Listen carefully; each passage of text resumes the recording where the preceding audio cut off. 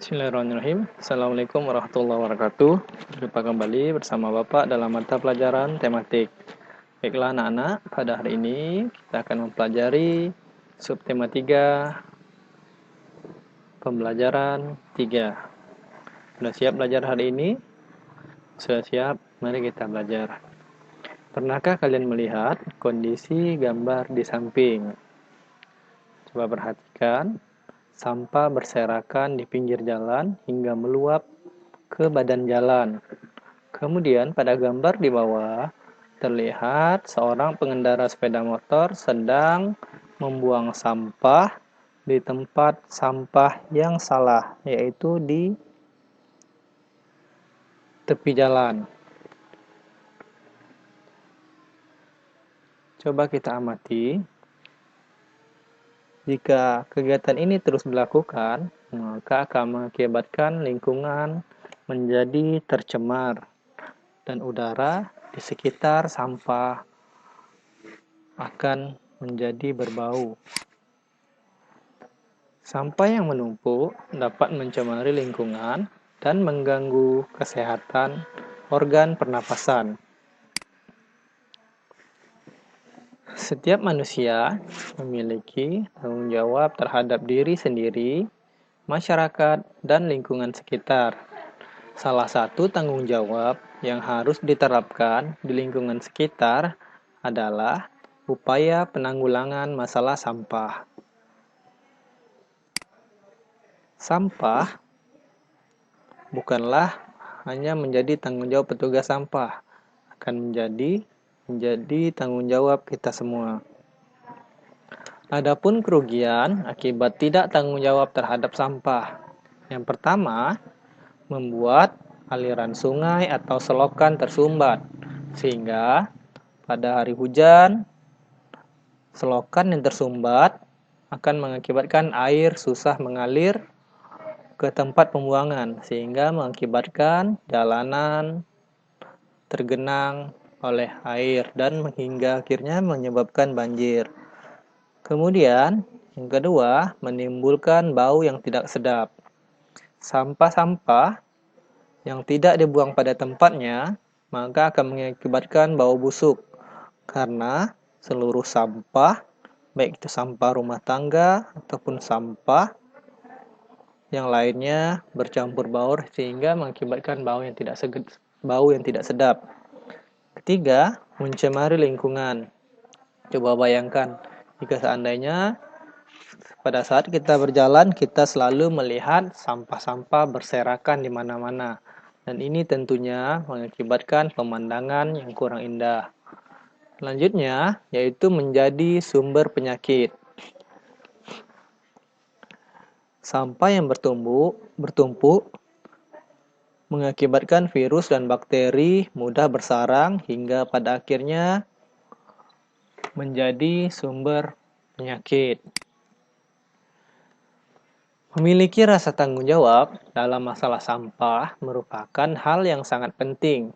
Dengan sikap bertanggung jawab terhadap sampah, kita dapat menciptakan lingkungan yang bersih dan sehat.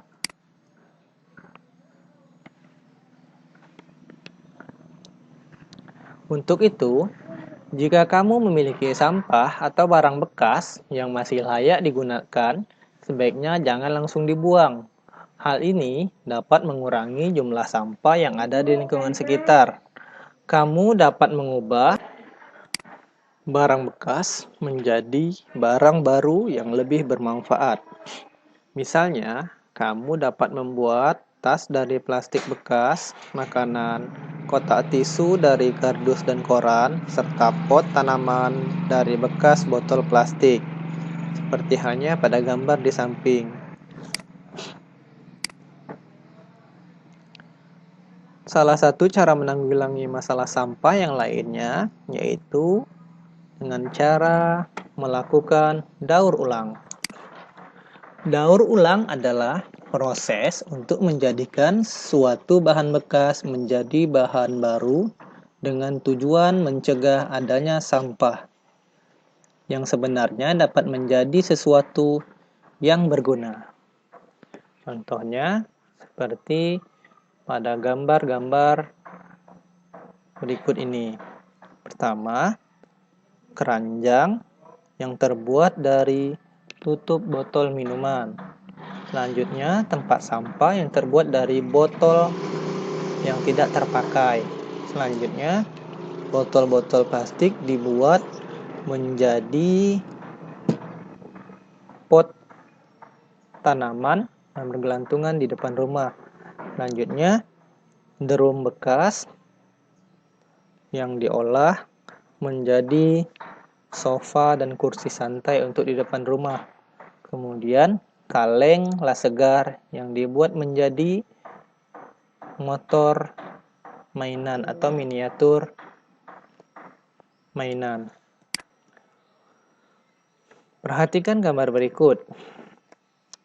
Berikut ini merupakan siklus proses produksi,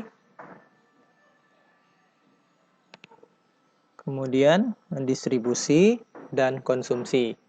Yang pertama, kayu di hutan. Kemudian kayu di hutan ditebang, kemudian menjadi kayu gelondongan. Setelah kayu gelondongan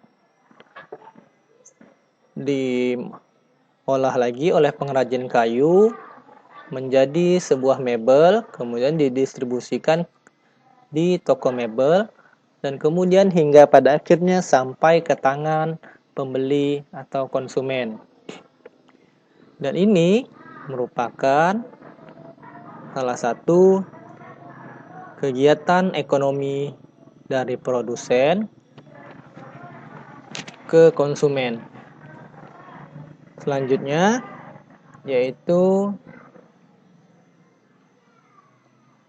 proses pembuatan baju yang diawali dengan dari tanaman kapas, bunga kapas, kemudian bunga kapas tersebut dipintal oleh pemintal kapas, kemudian menjadi benang, kemudian benang ditenun menjadi kain, setelah itu kain dipola menjadi baju, kemudian baju dijahit, dan hingga pada akhirnya membeli baju. Jadi anak-anak, kita membutuhkan orang lain untuk memenuhi kebutuhan yang tidak bisa kita sebutkan. Biasanya bisa kita peroleh dari kegiatan ekonomi seperti halnya jika kita membutuhkan baju. Kita tidak bisa membuat baju itu sendiri. Tentunya kita akan membeli di pasar, di mana baju yang ada di pasar tersebut melalui proses produksi, distribusi, hingga akhirnya kita bisa memakai pakaian tersebut. Kegiatan ekonomi memiliki peran penting yang menguntungkan dalam kegiatan ekonomi yang dapat kita temukan dalam tahap produksi, distribusi, dan konsumsi. Kita harus menghargai peranan setiap individu, mulai dari yang melakukan kegiatan produksi, distribusi, dan konsumsi. Terima kasih. Semoga kalian paham dan mengerti. Selamat belajar. Wassalamualaikum warahmatullahi wabarakatuh.